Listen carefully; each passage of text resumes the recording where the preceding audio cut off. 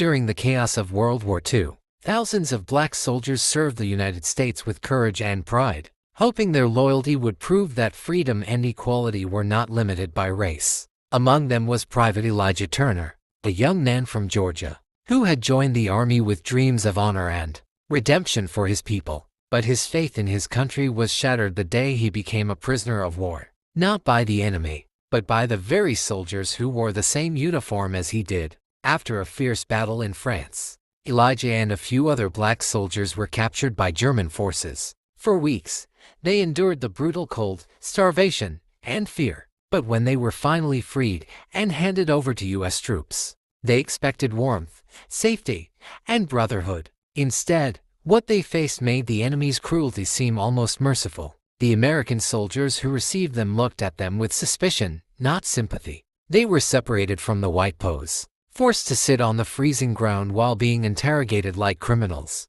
"It hurts when I sit down," Elijah muttered, wincing from wounds that had gone untreated for weeks. But the medic refused to help. Muttering something about priority for real soldiers, Elijah's heart sank. Even in freedom, he was still shackled by the color of his skin. That night, he and the other black POWs were locked in a makeshift cage, given scraps to eat while white prisoners, both American and German, were fed proper meals and given blankets. One night, a sympathetic nurse named Clara saw Elijah struggling to stand. She sneaked into the tent and cleaned his wounds. Tears filled her eyes when she saw the scars, not just from battle, but from a whip.